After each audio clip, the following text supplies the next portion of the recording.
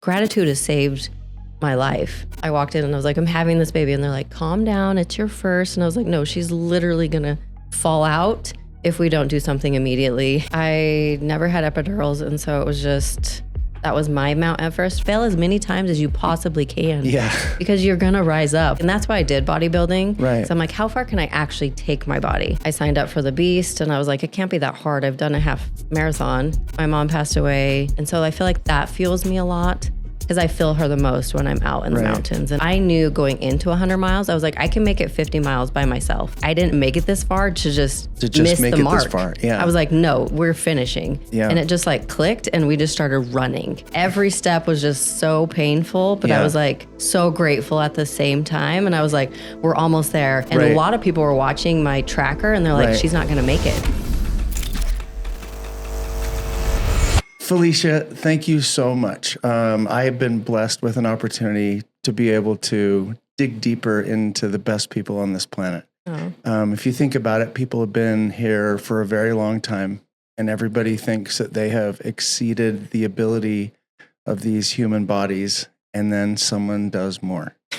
And so we're going to dig in a little bit and find out more about Felisha Hurst. Thank you. I'm excited. So Felisha, just as a superficial introduction, Felisha is an extreme athlete in many different categories, a Renaissance woman, if you will, because you've done bodybuilding, you've done extreme races. I don't even want to say how many miles, because I think it's 100 miles, but didn't you do like 150 miler? Just 100. Just 100. Yeah, just 100. No just big deal. 100. But in this short time that we have together, I am looking for what makes Felisha tick, because believe it or not, one of the things I've found with the exceptional is they're all driven, whether they realize it or not, by this internal what if. They're not happy to just go along to get along. Yeah.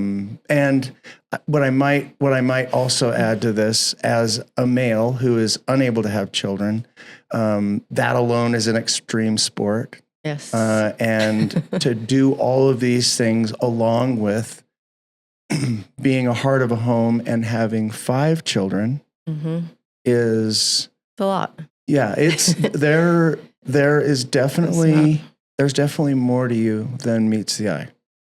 Yeah, I don't know. It's not for the faint of heart. I'll say some days are just survival. And I'm just like, I just have to train. I just have to focus on this. And when I'm not motivated, my kids are out motivating me. And they're like, Mom, just get up.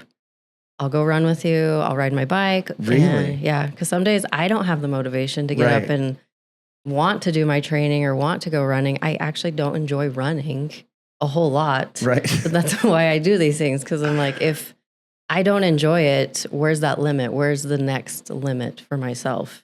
And so speaking of children, let's start from the beginning. Yes. Where was Felisha born?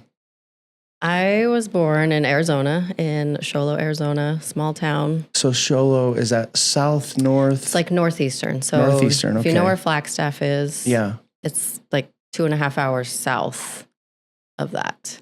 Kind of a pretty extreme place on this planet. Yeah, it's very rare. So when people think of Arizona, they think of the heat and it's so hot, but Sholo's not like that. It's a lot like Heber. So you're in the mountains. There's cedar trees, there's pine trees. Like, we usually get a ton of snow, and just maybe not even above 90 degrees in the summertime. And so it was just a very, I don't know, I grew up hunting and fishing and just very outdoorsy kind of lifestyle. I was very tomboy. Like, I'd sleep outside under the stars. Like, I was just that kind of girl that, I don't know, I just wasn't a doll up and get ready kind of gal. I was just like, let's go hiking, let's go hunting, let's go do something outside, riding 4-wheelers. So I grew up there. Most of my life I was born in Sholo, and then we moved to Flagstaff, and then moved to Kingman, and then moved back to Sholo, Pine Top Lakeside area. And that's where I did junior high and high school. And then I actually met my husband when I was 18. So right after graduating, through a cousin, we connected eventually, and wasn't my plan at all to be that 18. That's how life happens. I know. And kind of went through my own trials and just trying to figure out my own faith, and came back to church. And that's when we actually connected and started talking every day. And I don't know, it just felt so natural that I flew up to Utah to meet him because he was up here. And how did you meet him down there if he lives? So my cousin, they actually dated. They were friends, they dated, and then they were friends again. And she was like, you have to meet my cousin. And he was like, no, she's 18. Like, he's 8 years older than I am. And he was like, no, I'm not messing around with this. Right. And she kept like sending him photos. And he was like, no, because this is back in the day when it's just like email or instant messaging. There was no text messaging. It was $1 a text. Right. If you can imagine, like that would be super expensive. And it was like calling after 10 because that's when it was free, or on the weekends, like an ancient time of era. Right. People don't understand what it was like. There's dial-up internet. People don't even know what that is. And I was like, yeah, exactly. You had to wait for somebody to get off the phone so you could use the internet. Yeah. And so we just started talking, just emailing. I was like, let's just email. I mean, that can't be hurtful. I don't know. And we just had this connection that was, I don't know, instantaneous, and we could just talk to each other for hours. And I was a lifeguard at the time, so I would come home from work at like 10, and we'd start talking on instant messenger until like 2 or 3 in the morning, and I'd have to get up at 4 to go open the pool. And so some nights, I'm pretty sure I didn't even sleep, but we were just so enamored with our conversations that I just wanted to get to know him a lot more. And he was in school, and so I decided to come up and meet him because I was like, well, I have to know. Maybe we have to see if this is like an actual thing. Right. And so I decided to come up and stay with my cousin and meet him. And I met him at the airport, and we were driving from Salt Lake to Park City, where they live, or up in Heber. And it just felt so, I don't know, just felt so real and like calm that it was like we were already married. It was so weird that I was 18 and I was like, this is so bizarre. This is beyond my, like, we didn't have to have a conversation going in the car. It was just okay to be okay and just sit along. And we got along so well that week. And I remember he looked at me and he was like, I'm going to marry you. And I was like, okay. It didn't freak me out. Right. I was like, okay. And he flew down to Arizona in January to meet my parents. I thought for sure he was going to propose. He didn't. And then he left. He was there for like a short weekend stint.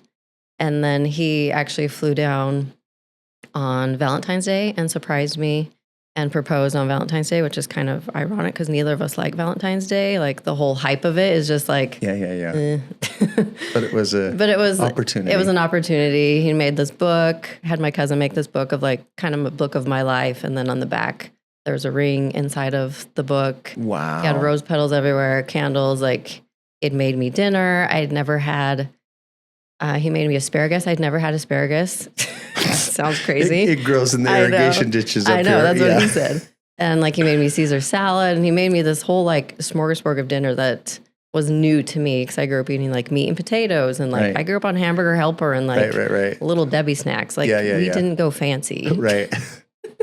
And anyway, I said yes, obviously. And then he left for the weekend. I came up in the end of March during their spring break. We did engagement photos. I was with him for a week. We went back home, and then he drove down in May, and we got married and sealed in the Snowflake Temple. And then I moved up here like 2 weeks later. Just didn't know a soul other than him. And how long ago was this? It'll be 24 years on May 11th. 24 years. Yeah. The thought that keeps going through my mind as you're saying all of this is, here's Miss Independent Tom Girl hunting, growing up in the mountains. How did he convince you that, here, let's make a baby and you can now raise children rather than have an active lifestyle? I don't 5 times over. Right. I honestly didn't want to have kids for a long time. And then through our faith, I'm very strong. I'm a member of Church of Jesus Christ of Latter-day Saints. And so it's like, that's very important to me. And we were sitting in church and it was like, time for a baby. And I was like, okay. Like it just, that's how it was every time. Yeah. And it never freaked me out or panicked me. Our first pregnancy was really hard. Like the hardest pregnancy. I ended up having an ovarian cyst burst. Oof. Like I have really bad ovarian cysts, and I had one burst and I thought I was miscarrying. Right. And I went into the OR and they were like, no, you're not miscarrying, but one burst. but you have one on the other side of your ovary that's the size of a grapefruit. They're like, we can remove it, but you might have a higher chance of miscarrying. And so I ended up getting that one removed at like 6 weeks pregnant. And so then I was considered high risk the rest of my pregnancy. Right. And then at the 20 weeks, it was like, oh, she's showing signs of Down syndrome. Like, it was just like the snowball of like the worst first pregnancy that you could have ever gone through. Right. But we just kept praying and having hope that everything would be fine. And then her kidneys were dilated, which increased her chances of being Down syndrome. And they're like, do you want to do anything? And I was like, no, we'll love her either way. Yeah. And so we kept going forward. And then 6 weeks before she was born, they were like, everything's fine.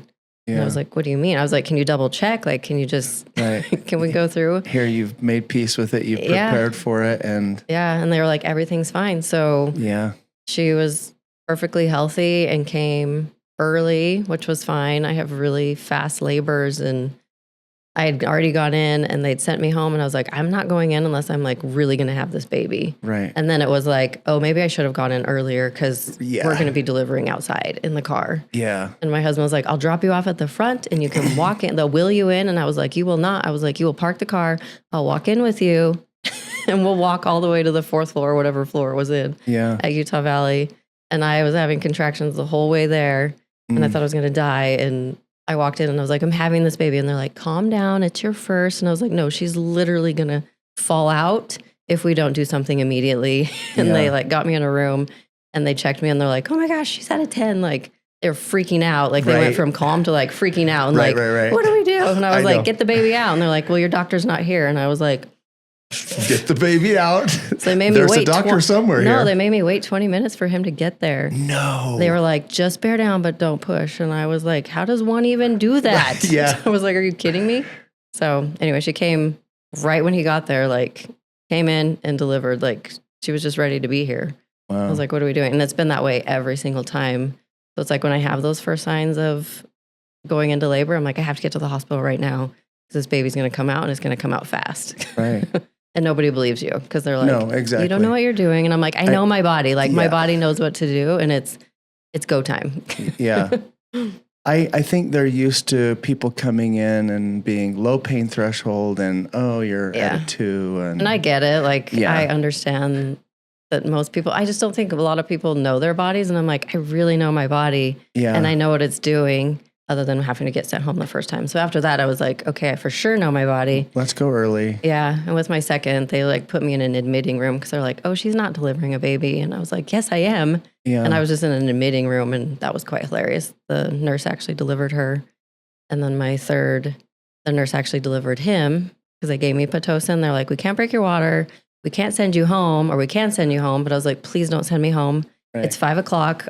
I will be stuck on the freeway probably delivering a baby by myself. The freeway. Yeah. And I was like, just give me whatever you can because I couldn't break my water because my doctor wasn't there. So like, we'll give you the smallest amount of Pitocin. And I was like, sure, let's go. It worked. That was a bad idea. I was like, that is so painful. I went from a 3 to a 10 in 10 minutes. And I was like, what is even happening right now? And the nurse delivered him. And so with my fourth, the doctor actually stayed in the room with us. Because I was like, don't leave. Yeah. You know she's going to come out. Or I didn't know what we were having. Our fourth, we didn't find out. And so what is the boy to girl ratio? I have 3 girls, 2 boys. 3 girls, 2 boys. Perfect set. Yeah. And we had 5 kids in 8 years, which is a lot. So our first 2 are 19 months apart. And then we waited a bit. And then it was like boom, boom, boom. And I always wanted 6. But after 5, I was like, I think I'm mentally okay. Yeah. It was a lot. It was chaotic and just, I don't really remember that stint of life. I know it was crazy. It was busy. Right. And a lot of lack of sleep and just... I feel like kids are closer, though, when they kind of grow up like that. Yeah, I feel like my kids are really close. Like, they'll call each other, they'll talk to each other, and I don't even know what's going on half the time, but they do. So that's good. As a parent, that makes me really happy. Yeah. I was like, that's what you want. You want your kids to have that connection and that bond. And I don't know, it's just really nice for them to have their own connection as siblings and be close together. I feel like my siblings are close, but we're not close like that. Right. And so that's, I don't know, it just makes it really sweet as a parent that you're like, oh, okay. Like, exactly. I don't know, it's just fun. So forward to these extreme things that you've accomplished, did any of this happen during this time, or you are just I feel like that's where it started for managing a me. home? I never had epidurals, and so it was just, that was my amount at first for me, was Yeah. like, and not saying epidurals are any way, shape, or form like a sign of weakness. Right. But my labors were so fast, and I don't like needles. Yeah. And they showed me that needle, and I was like, I will figure out a way to tell my brain that I don't need that. Yeah. So I don't have to have We're that. going to put this needle in your spine. It scared me. I was like, what are you doing? Yeah. So I think I mentally convinced myself that I didn't need it. Like, I spent that whole 9 months being like, I can do this naturally. I can do it. And all 5 children. All 5, yeah. Okay. So that's where the extreme sport started. That's why I feel like where it started was just. Absolutely. Doing something that most people can't. Yeah. Or won't do. Yeah. And I can understand why most women do. I was like, but I was under 30 minutes to an hour. So it's like. But it's interesting that you say that, because I feel like at this point in the process of humanity, if you're going to exceed anything extreme, you have to be comfortable with pain. You have to understand that pain is not the end, and that there comes a point where pain literally does go away. Yeah. I was like, pain really is temporary. And I think I learned that early on with having kids, was just, if it's only 10 minutes, it's just 10 minutes, just bear down and just. Is that what you would literally tell yourself? It's only 10 minutes. Like, that's how it was with my third. Cause I was like, I could just see the clock. Like I visually remember the clock hitting the top hour, and I was just expanding, like dilating every hour. And I was like, if I can just get to 10, it'll be fine. And within 10 minutes, it was fine. And it was just like the shift in your brain of, okay, well, it'll be over in a stint. So just bear down and just do it right now, and it'll be over, and the reward will be there. Wow. So now you're looking at 100-mile race. This is not a 10-minute race. No. And there's a lot more than 10 minutes of pain yes. in 100 miles. How did you do that? I think it's just been years of mentally preparing myself. I think back in maybe it was like 2009 when I did my first half marathon. And running was awful for me. Like, I hated it. And I was like, a half marathon seems like forever and an eternity. Right. And doing our training runs, we got to mile 8, and it was something that clicked in my brain. Once we got past mile 8, I was like, oh, that wasn't that hard. Huh. And it just shifted. And then our runs became easier. They came better. And I think once I got over that hump of just 8 miles was really scary. Right. And then once I got past that hump, I was like, oh, we can do a half mile or a half marathon. Like, that's nothing. Yeah. And so I think I've just built up over the years of building that mental fortitude and grit to just say, it's going to suck for 100 miles. And I didn't know how much time it was going to take me to do that, because I'd done a 50 before. Right. And it's always around like 15 hours. Yeah. And it still sucks every single time to just. But mentally, everything really is a mental challenge. Yeah. And so if mentally you know what to expect, and you know that it does come to an end, for some reason, it not only becomes doable, but you become comfortable with the pain. The pain is recognizable, I guess. You become comfortable with being uncomfortable. Yeah. And I think I just learned that early on while training. It's not the end of the world. It's not the end of the world. You're going to get to the end of the race, and it will be fine. So did you start with the extreme runs, the extreme races first, or did you start with bodybuilding first? I started with the races first. I started with Spartan in 2013 and 14. I signed up for the Beast, and I was like, it can't be that hard. I've done a half marathon. Right. And I told my husband, I was like, I'll be back in like 2.5 hours. And I'm out on like the mountainside in Soldiers Hollow. And they said the time, and I was like, if I've really been out here that long, I was like, oh dear. I was like, it was like 3 hours in. Yeah. And I was more than halfway through, and I was like, I still have a long ways to go. Right. I was like, he's going to be so worried. I don't have a way to contact him because my phone was in the car. And it took me like 4.5 hours to do that race, but I loved it. Like, I loved the community, and I was doing it solo. So I was by myself, and I just kept finding groups of people, and they're probably like, who are you and where are you coming from? Right. And they would just accept you as part of their group. I would just like be part of their group. I'd run for them a bit. I'd find a new group, and then I'd talk with them. That's so cool. So I'm like, I love that aspect of the race, is just getting to know people. And I don't know, you kind of bond when you're 100%. In this pain cave of just, this really sucks, but we're going to do it. One of the things I've noticed with getting through that level where you know that the people you're around are not normal. They're not average, right? Yeah. There's a kinship. One of the things, I probably won't get into this too much, but one of the things I will ask people about their childhood, there's always something where, like with bodybuilding, the weird thing is I was a fat kid. And mentally, I think I will always be a fat kid, no matter where I'm at. You know what I mean? Yeah. But it's what drives me, and I'm amazed at how many people I meet, and they'll let that slip, and I'll be like, "Oh, we're fat kids." You know, like I don't mean to say that derogatorily, but I think it's a psychological barrier that when you overcome is so empowering. And it gives meaning to what you're doing. Yeah. Because most people don't understand everything. We just recently had the Wasatch Warrior, and I was talking to a friend who competed in it, not realizing that he had gone into rhabdomyolysis. I mean, scary. Yeah. Rhabdo, as a paramedic, they're circling the drain. You're getting them to the hospital now because they're not going to make it if you don't get them there. I was blown away. Yeah. You're up on the stage. He had it on in rhabdo. Stage? He won it. Yeah. Wow. Like it was his first bodybuilding competition. He said like it happened a couple days before and he was just miserable. And for whatever reason, the day of the show, he felt fine. So he got on the stage and I'm like, wow. Yeah, that's always been my fear. Cause I'm like, it can happen in an ultra. Yeah. And you can I've like watched so many documentaries, like people can get sick, they can die. 100%. You are dying. Yeah. Your cells are bursting. Yeah. So that's always been a fear of mine. And people always tell me this could happen to you. And I'm like, okay, but if I stay on top of my hydration and my nutrition, I should be fine. Like I know how to listen to my body. And I've never had that point of wanting to quit.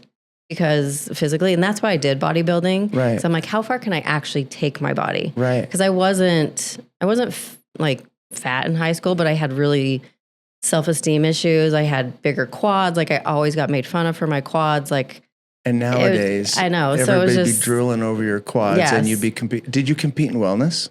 I did bikini. Okay. Which was hard because my coach was like, your quads are too big. Your quads are too big. And I was like, what do you want me to do? Funny? Like, I just can't. Yeah. I can't trim them down. Yeah.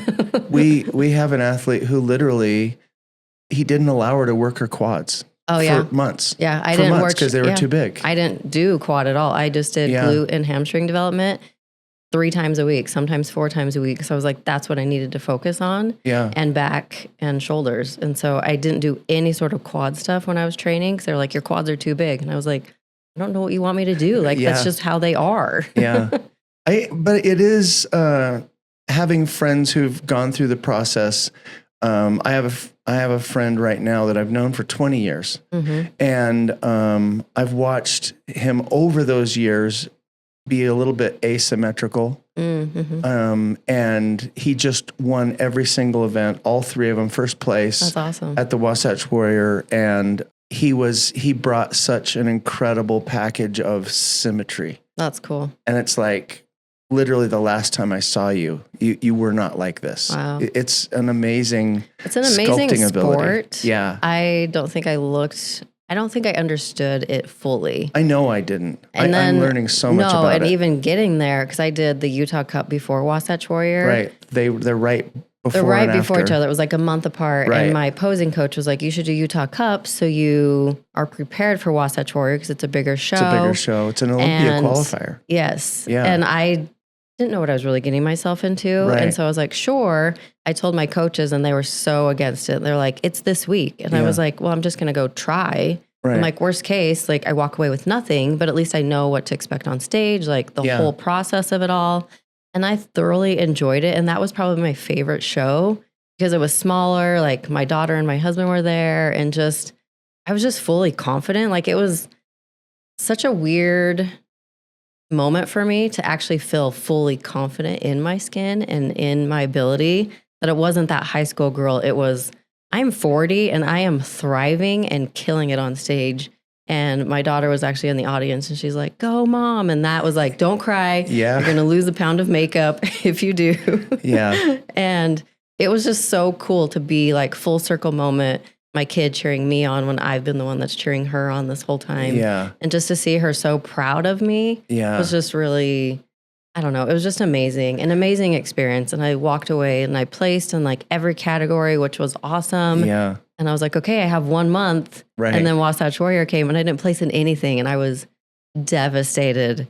Like I walked away and I just cried the whole way home because I was just literally have people from all over the world. Yeah, I know. Because it's an Olympia qualifier. Yeah. And so I didn't understand the enormity of it. Yeah. And my coaches weren't there. Like it was just like a lot to take in. Yeah. Oh, and I needed them to be there because I was like, my glutes are not firing. Like what is happening? Right. And it was just, I don't know. It was a good show for me to be there, but I walked away so disappointed in myself. Like I was like, dang it, I didn't place. Like what could I have done? Yeah. And I mean, it was a great learning opportunity. I didn't go for anybody else but myself.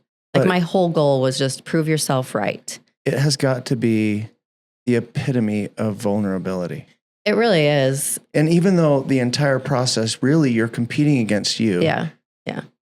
I wasn't you going, have I wasn't control over who ends up on that stage. It's true. And in all reality, I think the biggest classes are the 40-something bikini. Yeah. Like, I didn't know there was that many women who were competing. Yeah. And there was a lot of us. Yeah. And they were so much more dialed in than I was like, oh man, like I know what it takes to be here. Yeah. What does it take to even get over to that section? Right. Well, and the judging, I always thought the judging was incredibly subjective. Yeah. But then when you find out in each of these categories, there's this and this and this, and she knows that she's not going to be to this level because her glute tie-ins are not as well as, and I'm like, yeah, it was mind blowing. So much thing. Like after Utah imagined. Cup, I asked one of the judges, I was like, what can I do? And he was like, your glutes need to be bigger. But he was like, what's your age? And I was like, 40. And he was like, good luck. And I was like, oh, thanks. I was like, well, and I did. I feel like I developed them a lot more in that 4 weeks. Like I worked so hard and dialed it in so much more.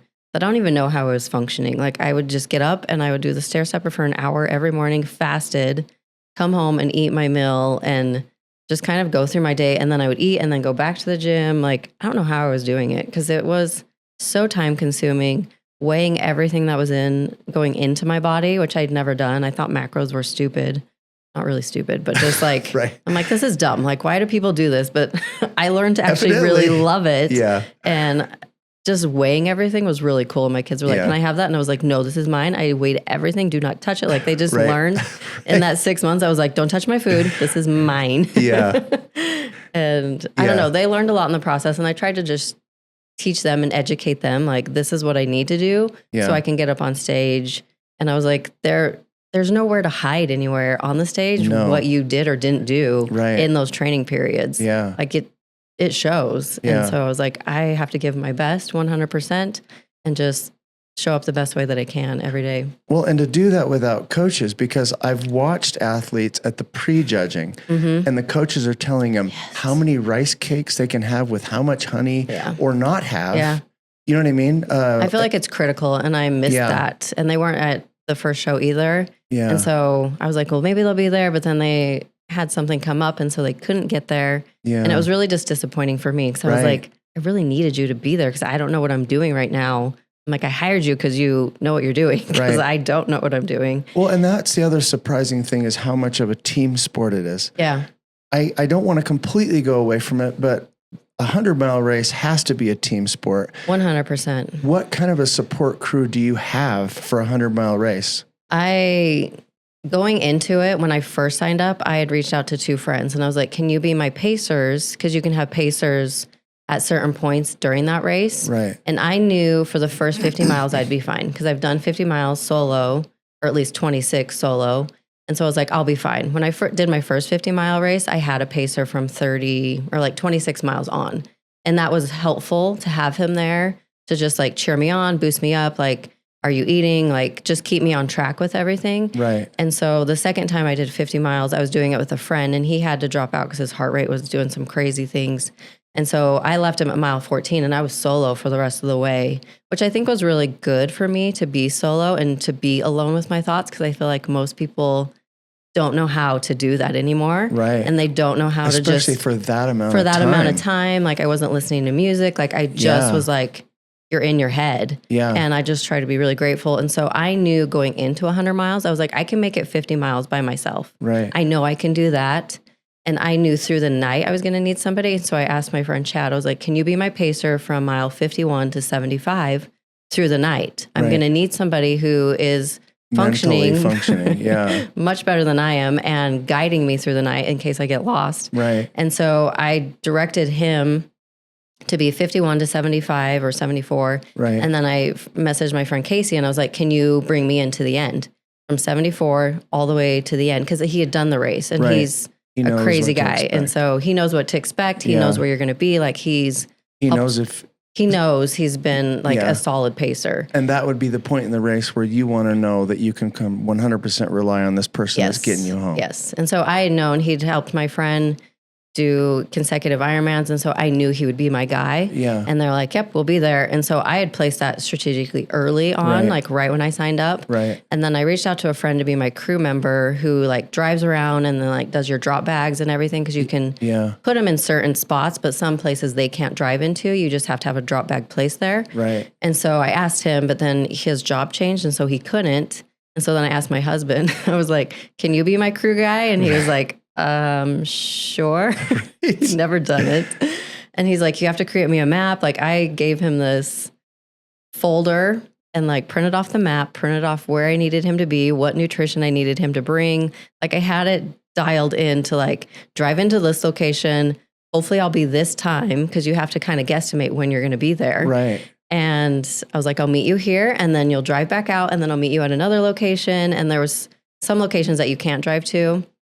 And so I mapped it all out for him and gave him what I needed, where I would be, like hopefully what time I would be there, because there's no service in the canyon up in Logan, and there's just no way. Well, and if people have never seen 100-mile race, we're not talking about, this isn't on blacktop for 100 miles. No. The map, your map was unbelievable. Insane. It's in the mountains. Elevation changes, it's switchbacks, it's like you're in the bottom of the canyon. It would be so hard in the nighttime to not lose the trail, to not end up off the trail. They do really well at marking. Back. Like they do. Before you even start the race, they'll have like a certain color that they'll mark the trail with. And so you just have to stay with that certain color. And then if there's a turn, they'll heavily mark the way you're supposed to go. Because I'm sure they've had people get lost. Like I had it on my watch. And so I was like, I have to know where I'm going and like what direction I'm going to go from. And so I like strategically placed it and I was like, here's your folder. Here's where I need you to be. He's never done this. Right. And he did amazing. Like he was amazing. And actually for me, I actually really enjoyed having him there because I saw him at mile 17 and that was such like a breath of fresh air to be like, okay, you're my person. Like I know. You're my person. I just needed to see him. Yeah. And it was just, I don't know, it was really great. And I wish I would have thought through little things a little bit more because before you get to the aid station, you're like, okay, I need to eat. I need to go to the bathroom. Like, I just need to do all of these things. Pick up maybe your flashlight or your headlamp because if you're heading into the night. Right. And you think of all those things and then you get into the aid station and your mind just goes blank. And then you're just like, I don't know what I'm supposed to be doing right now. Well, the other question that I have is, are you able to predict what I don't want to say your diet, what your body needs at that point in the process? Like, beforehand, can you plan out what electrolytes that you've depleted? And I am not so scientific in that one, but I know what I need because I'm training at a higher volume and I'm using the goos and the gels beforehand. Right. So I know how my body's going to react. Okay, and so I am very picky about my gels. Like there's some that are just straight up gross. No, and I'm like, I'm not going to take those. The first time I tried goo, that one's so gross. I was done with it. Yeah, because I'm like, this that was is my not daughter. good. She was like, oh, this is going to be good. And she took it and she was like, it's horrible. It's gross. So I was like, you have to find a brand that you like and that works well for your body. That's smart. And so for me, I knew going into it, I was only going to use gels and goos, and Costco has like the sticky rice bowls or those little rice bowls. And so I was like, I knew I was going to have that before the race with honey. And so that was kind of my pre-fuel. And then they have mango sticks at Costco. They're just like straight up carbs. And they're not dried, but they're candied. They're not even candied. There's no sugar. It's just straight up mangoes. Or no, not they're mangoes. freeze-dried. Oh my gosh, they're sweet potatoes. Oh, just kidding. Sweet potatoes. So it's just sweet potatoes. Yeah. And so they have a packet of those. And so I was eating those, and I think it was like 56 grams of carbs. And I remember a couple hundred calories. And so I knew I could eat those as I was running. And then I would do a gel. And I had an alarm on my watch. So it was reminding me every 25 minutes to eat. Because I was like, you kind of have to stay ahead of the game. Right. Because if you get behind, you're done. Yeah, exactly. And so I was like, I knew at that time that I'd have to take a salt stick or like a chewable, whatever I had, like a chewable salt one or Relight. So I would do Redmond Relight or a tablet.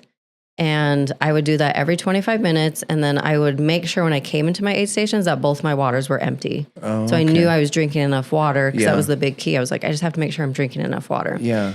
And so I feel like I stayed up on top of my nutrition because you don't want stomach gut issues. No. Then you're done for. I think for me, I would be done for if I had stomach issues. I know. You see these poor, and you're just like, well, you come into one aid station and they had bratwurst and like sauerkraut, and I was like, what is in the world? They're like, you want one? And I was like, no. I was like, not even on a good day would I want that. And so like I've made the mistakes of going into races and they have like M&Ms and potato chips and like candy stuff, and you're like, that sounds great in my head, but it's not great on your gut. And I'm like, if I haven't trained with that, why would I do that on race day? And so I've just made a mental note to not grab the food at the aid stations because it doesn't serve me. And I'm like, if I'm not even eat that on a normal basis, why would I eat that on race day and take a chance? Well, and luckily you had appropriate information. I was given some bad information that they're gonna work me till I puke. And so they're gonna give you great food,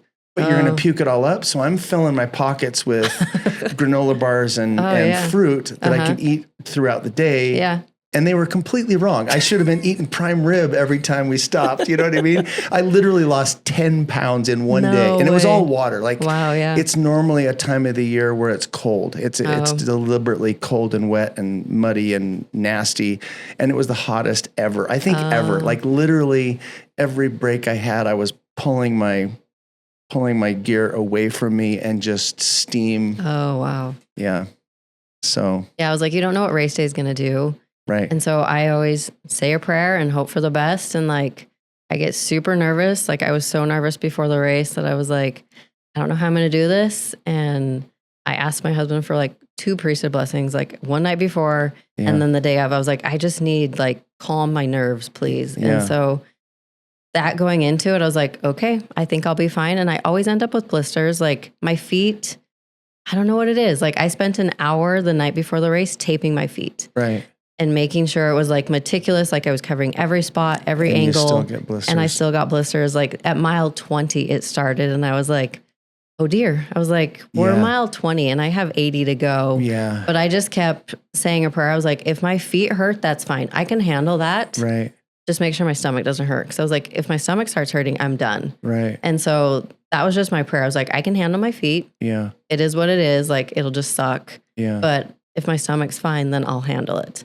And that's how it was. And I just continued to like keep praying and just, we just kept trudging along and it was fine. Like during the day, the temperatures were perfect. Like the weather was amazing. And I always try and go in with a really grateful heart. Right. And as I was running, actually, this person passed me and they were like, rock left, or rock right, ravine right. And I looked and it was a blind person and he was being guided by a guide. Right. And I looked up and I was like, oh my gosh, like this guy is kicking butt. Like he's passing me. Right. And I thought it was the coolest thing to witness that people don't allow their limitations to limit them to just, and I don't know how blind he was, but regardless, I was like, it was still so cool to see that. And so I just try and go in with just this grateful heart of like, I get to do this. Yeah. I chose to have pain and to be in the mountains and just be here. Yeah. So just enjoy it and just experience it. And I find a lot of time to reflect and just pray. My mom passed away, I don't know if you want to go by suicide in 2017. And so I feel like that fuels me a lot because I feel her the most when I'm out in the mountains and I can feel her just being proud of me and just being there with me. And so I think that motivates me to get out on the mountains and just be there and just feel it, because I don't know. It's a heavy thing. And so I don't know how to, like, fitness saved me from that situation, because I'd worked out for years before. And I don't know, fitness was the one thing that every day was like, just get up and work out, just get up and work out. And you can just not push it aside, because grief is there. It's always going to be there. Right. But it allowed me to feel it and just move my body and not sit in this depressive, saddened state. And if I would just sweat and just move, I'd felt so much better. And so that became kind of my MO, was just get up and work out, because you know you're going to feel better, and you're going to be sad regardless if you work out or not, but move your body, because you know my mom didn't have that coping mechanism. And I think for me, it is my coping mechanism until it wasn't. And then I was like, I have to find something else. And, wow. It's thinking about that. How many hours was a 100-mile race? It took me 33 hours and 45 minutes. 33 hours and 45 minutes. And the majority of that, you are in your head. Mm-hmm. And so to use spirituality as a way of being inside your head is almost a cheat code.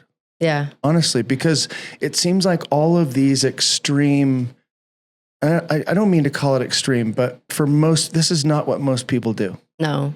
It really is people think of it as being physical, but it's really mental and spiritual. And I think a lot of people don't acknowledge the spiritual side of it, but mental is spiritual. Yeah. Because either the committee in your head is spiritually dragging you down and you're having to fight that committee, or you have the understanding that you're not alone. Yeah. You have incredible spiritual gifts of guidance and foreknowledge, and it really does. It helps me come closer to God, I feel like, because I can, not that I'm getting tons of insight, but it just, I don't know, it broadens my horizon a little bit and opens up that lens just a little bit, and allows me to come closer to him through that, and allow him to kind of help me. Because I'm like, I put all this work in, all this preparation. I've done all the work. Now it's you, and I need your help. And it's been really cool to see that, because at some point during that race, I wasn't going to finish on time. I was going to miss my cutoff time. Right. We had left an aid station at mile 69, and through the night took us a little bit longer than we had expected.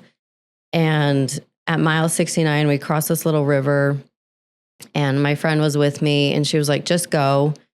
She wasn't having a very good race day, and she was like, just go. And I was like, are you sure? And she was like, yeah, just go. And so Chad and I took off, and I was like calculating. I was like, at what time am I going to cross the finish line? And he was like 36 hours. And I think I had 35. And I was like, are you kidding me? I was like, I'm not going to finish, and I've made it this far. Right. And he was like, no, we have to pick up the pace. And so we just started running. Wow. And he was like, okay, we've made up 15 minutes. We've made up 20 minutes. We've made up 30 minutes. We've made up 40 minutes. He's like, I think we're good. And I was like, we're not good. We're going to keep going. I don't know what shifted in my brain. Right. Because I was so tired. I can't imagine doing like something like that and not coming in under the time. No, I was like, I am not allowing this to happen. Like we are going to cross that finish line. Right. I don't care whatever it takes. We're finishing. Yeah. I was like, that is not acceptable for me. Like I didn't make it this far to just miss make the it mark. This far. Yeah. I was like, no, we're finishing. Yeah. And it just like clicked, and we just started running. And we came in, and Casey was at my second pacer. You shaved off 3 hours. Yeah. It was incredible. Like, I don't even know how to describe it. Like, we came into the aid station, and I was like, Casey, are you ready? And he was like, yeah, let's go. And I was like, let's go, baby. I was like, we have to go right now. Right. And he's like downing his energy drink. He's like, okay. What did I get myself into? No, he was excited because he was watching me, and a lot of people were watching my tracker, and they're like, she's not going to make it. She's not going to make it. And so when I picked him up, he was like, we're going to run the flats and the downs, and we'll walk the ups. And I was like, okay. Yeah. And so he was ahead of me. My watch had already died.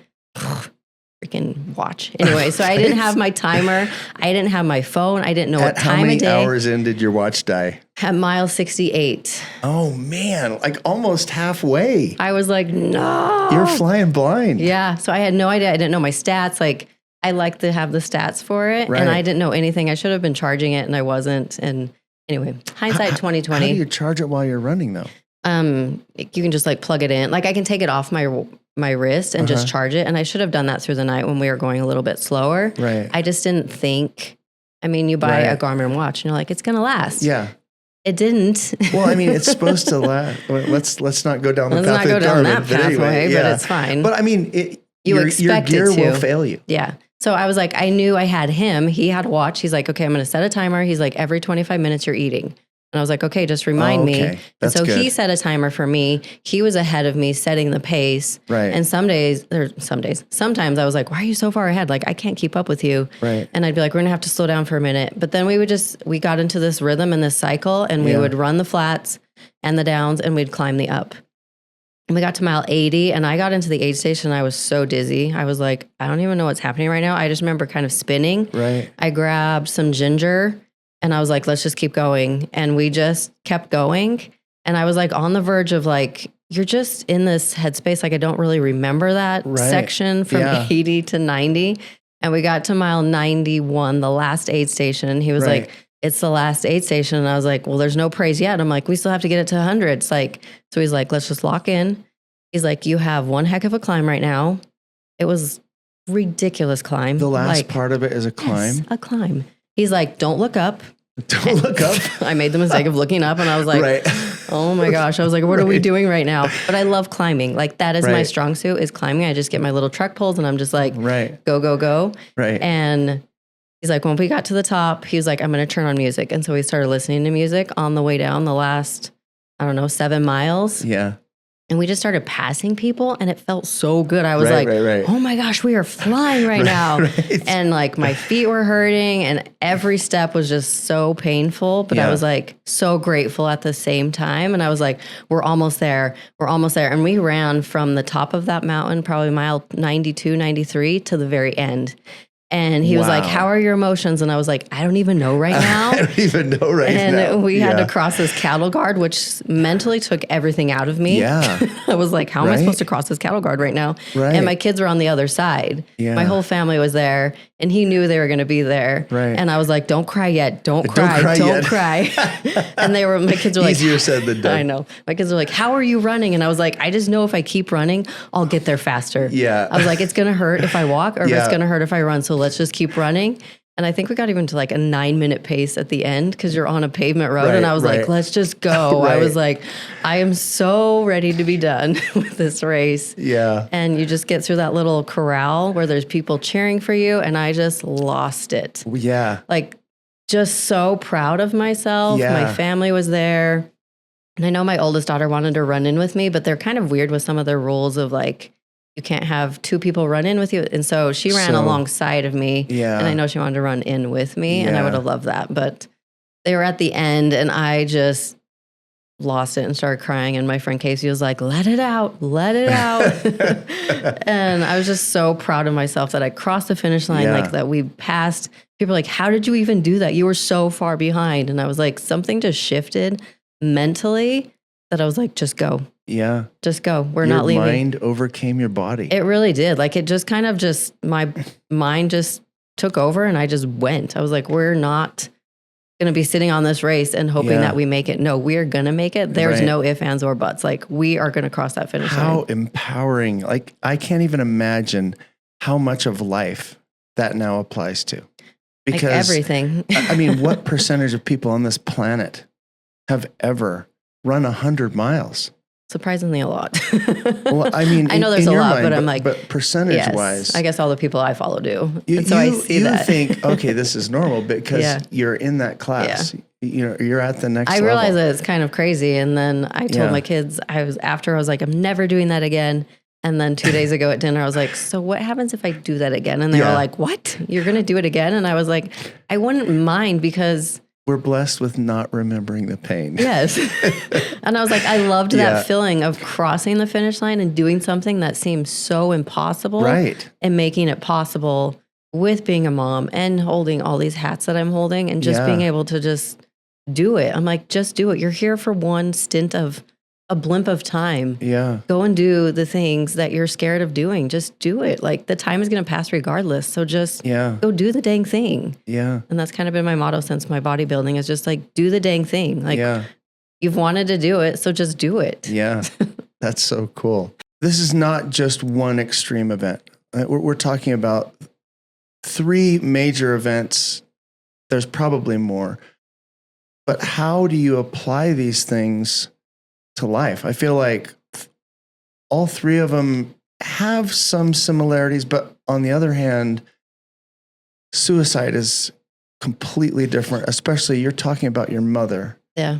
And then you have adapting to and overcoming what you think your physical limitations are in the other areas. Mm-hmm. But day to day, the thing I keep thinking of, which I don't necessarily want to go down this way if this isn't where you would apply it, but to be one of your 5 children, I feel like children look to their parents when they try to decide what am I? Mm-hmm. Like what would it like? Because I know I did. I looked at my father and I said, "Oh well, we're all in the military, and my dad was a fighter pilot, so that's what we do." Yeah. You know what I mean? Yeah.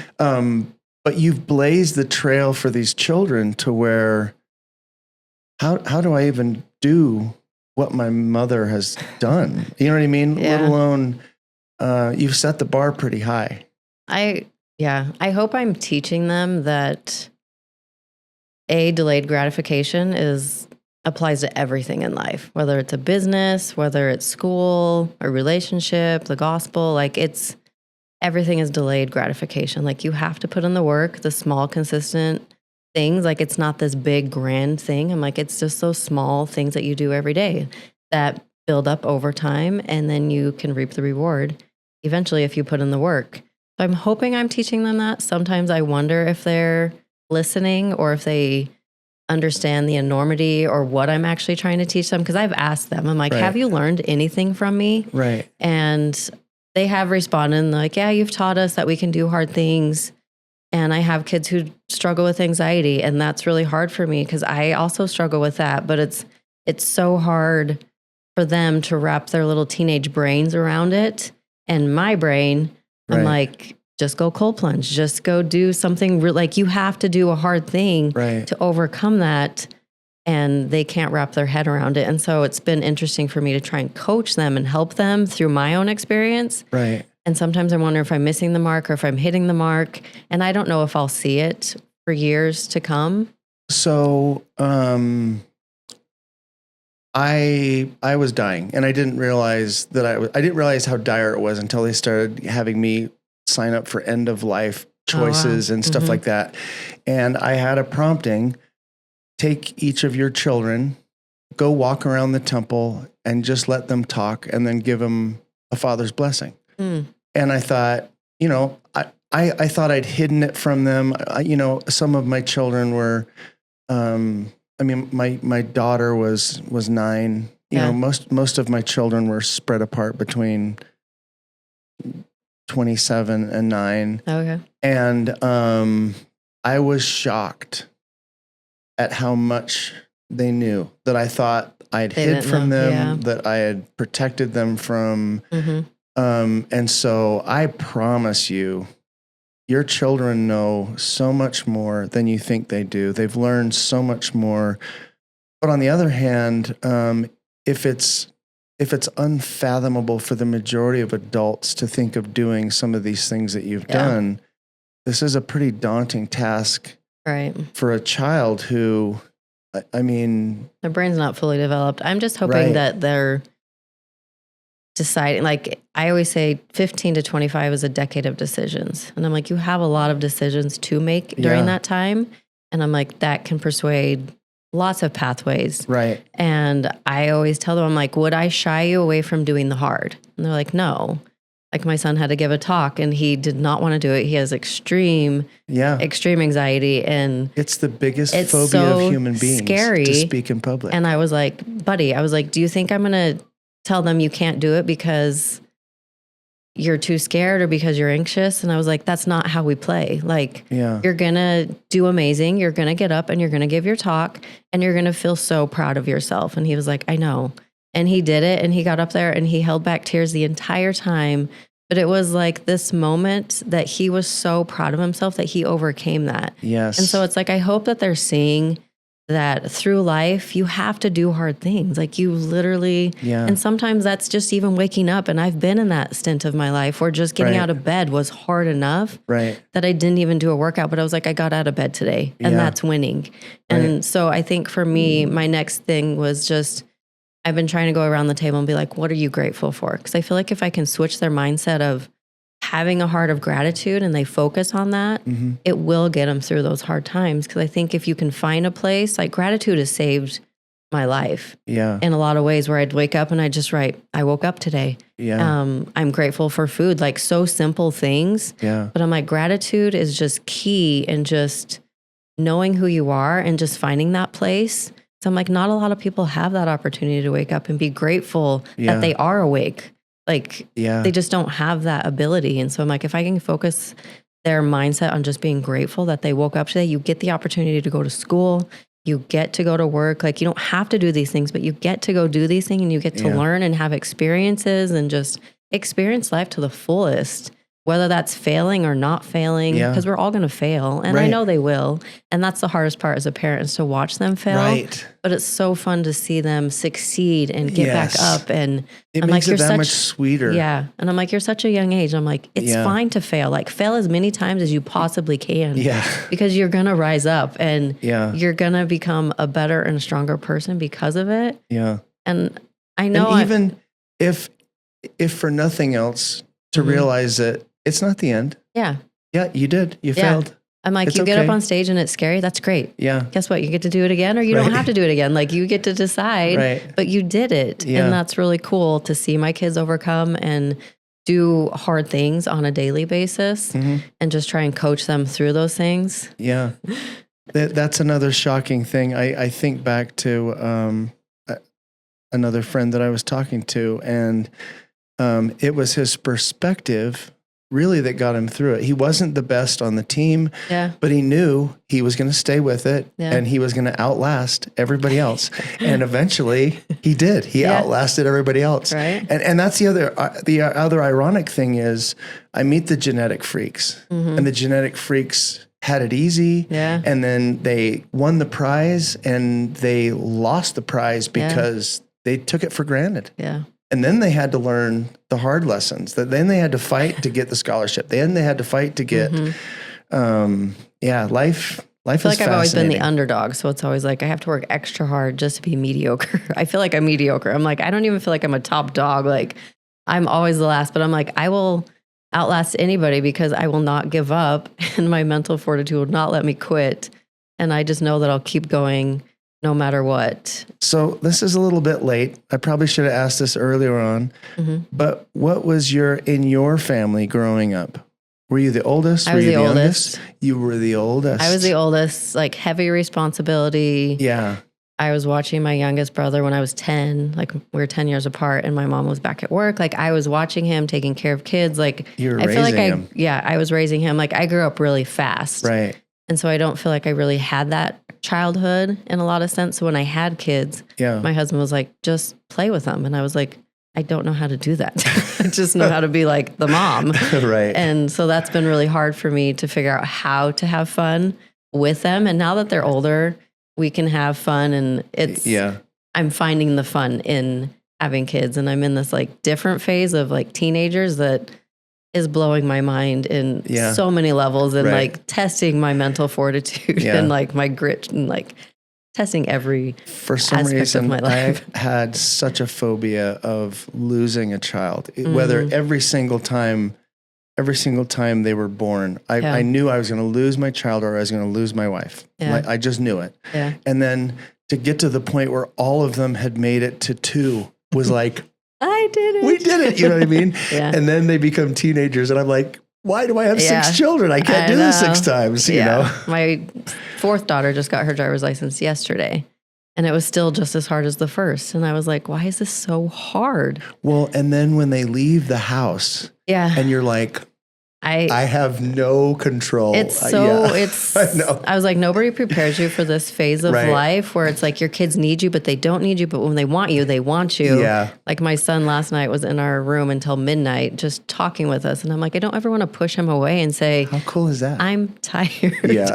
But I'm like, if he wants to talk to us, like, talk to us. Let's have a conversation. And so I try to look at just, I'm going to be tired tomorrow, but I'm like, at least he's willing to talk to us and have those conversations. And so I really just to try to take, my perspective of life has changed a lot over the years and with coaching and just helping people. I'm like, just no excuses, just do it. Just wake up earlier. And now I'm like, I think I get it just a little bit more. Like maybe your teen was in your room until midnight and you can't get up and go to the gym at 5. Like you have to kind of give and take and priorities. And sometimes my kids go to the gym with me and sometimes they don't. And so we try to coordinate. And I think it's really cool that I have the ability to, I'm always like, do you want to go to the gym with me? And some of my kids are like, no, not at all. And then some of them are like, yeah, let's go. And so it's kind of fun to see their personalities and just kind of see where they're evolving and growing. And I know eventually they'll pick up some of my, hopefully some of my habits. I don't know. Hopefully they will.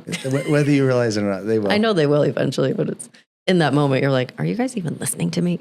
So on the horizon, what is Felisha looking at on the horizon? Do you have any goals right now that you're working towards? Yes. My daughter and I are doing a half marathon trail. How old is your daughter? She's 22. Okay. She did her first half road race last fall. And so this will be our first trail race. Right. We were going to do a marathon and I was like, maybe we should do a half and start you there. Well, and trail is very different than road. Yeah. And so we're doing that in May. It's like in 4 weeks, actually. Wow. And then I have Squaw Peak 50 again, or Snow Peak 50 in June again. And that's kind of my... No big deal. No big deal. It's 50 miles, 8, I know. Well, 10,000. 12,000 elevation. They say 12. I don't know if it ever hits 12, but it's a pretty gnarly race. Like, do you ever get like headaches or dizzy or nauseous at those altitudes? Mm-mm. I feel like I was raised at altitude. We went to Breckenridge once, and I'm like, oh, that's not that much higher. I was sick. Yeah, I've done it when we've gone up to like above Schofield area on the high peaks where the girls' camp is, Maya Shalom, and I've gotten altitude sickness up there, which is weird. Right. But in the race, I don't ever experience that. I think it's maybe because I'm drinking a lot of water and taking in my electrolytes. Oxygenating a lot, moving everything. So I think I've just figured out, I've always been afraid of that. I was afraid in my 100 that I was going to get altitude sickness and I didn't. And so what was the highest altitude of the 100? I don't know. We went up like 26. They said overall it was like 26,000 feet of elevation gain and loss. Like you're gaining a ton. You're not just running 100 miles. You're climbing. No, you're climbing as well. Like you're at the bottom and then you're at the top and you're just like, it's just up and down. Like the beginning of the race was 5,000 feet of elevation gain. And so everyone was like, don't go out too hard, too fast because you'll blow out. Right. And we kind of stayed at our pace, my friend and I, and we kind of knew where we were at. We're like, we don't want to, like that first 10 miles, you just have to get those first 10 miles and don't go crazy. Don't push hard, but just stay consistent. And we saw people passing us left and right. And I was like, and then you were passing people and then we left were passing and right. them left and right. I passed one girl particularly. She flew past us and I was like, oh, girlfriend, like I knew who she is. Yeah. And I know of her. And when we passed her, I was like, do you need anything? She's like, no, my stomach just went sideways. And I was like, because you went out too hard, too fast. And so I'm like, that can apply to life. Like 10 miles in. Don't go out too hard, too fast. Like you just have to stay really consistent in those small things. Because people are like, I have to do this big thing. And I'm like, just those small, like it really is brick by brick. Like move a little dirt today and that's it. Yeah. And move a little dirt tomorrow and that's it. And just brick by brick. Like it's not this big grand thing that you can do at the gym. It's like those small habits literally do build up in every aspect of your 100%. Life, whether it's business, gospel, family, however, like physical, like it literally is brick by brick and nothing super crazy big. You just have to move some dirt every single day. That's awesome. That's my motto. Just move some dirt. Move some dirt every single day. I like that. I'm going to quote you. Yeah, just move some dirt. My friend told me, it's like, just move some dirt. And I'm like, Just going to move some dirt today. But I love that perspective. I don't remember the stat. I remembered seeing something that shocked me about if you do this every day for 30 days, you're in the top 1% of the world. Oh, wow. 30 days. Like, how many things do we do that were consistent with 30 days? Yeah. There have been a couple people that I've helped lose over 100 pounds, and it's all mental. Yeah. When you have that much weight you need to lose, you have a lot of mental baggage. Yeah, for sure. And I deliberately start off saying you can't adjust your diet for the first 30 days. We have to find an activity that you can do for 30 days. Mm-hmm. And once you can find something that you'll do consistently for 30 days, I don't care what it is. Yeah. What is your activity? Like, it doesn't have to be weightlifting. It doesn't have to be, it can be walking. Mm-hmm. You know what I mean? But until you do that, you can't adjust your diet. And it makes them chomp at the bit because they want, and I also tell them, 1 year ago, if you knew you could be exactly where you wanted to be today, where would you be? Mm-hmm. And then as soon as they get done describing it as in depth as they can, I'm like, you got another year in you. Yeah. It's going to happen one way or the other. Let's get there. Yeah. And I know it's not going to take the year, but I don't want them thinking this is a 6-week Beachbody program. You know what I mean? Yeah. But it's that's the thing. I wish everybody on this planet could experience it, because they get down to they lose the 100 pounds, and I'm like, you did it. You lost 100 pounds. And they all say the exact same thing. Oh, no. I've got 15 more pounds to go. Oh, Because now they know that they can do it. Yeah. They've done the work. It hasn't been because of me. Confidence building, It's because of them. Yeah. They know that they can do anything that they want. And it's then weight is no longer even an issue. Yeah. If they put the weight back on, oh well, I can do this again. Yeah. You know what I mean? Yeah.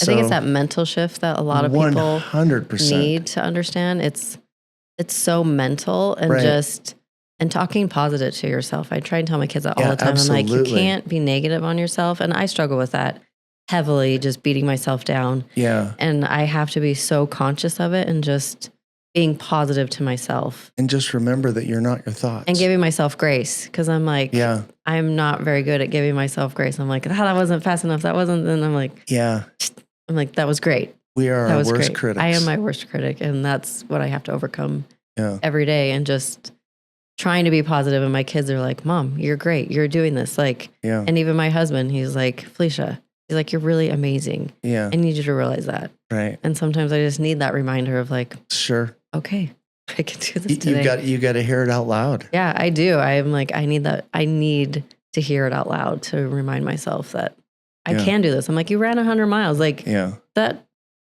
it's just mind blowing. Like, everything else should feel so easy after that. Well, I will say it out loud. I am absolutely impressed. I would love to think that I can do anything, but Felisha, you have done some things that would scare me.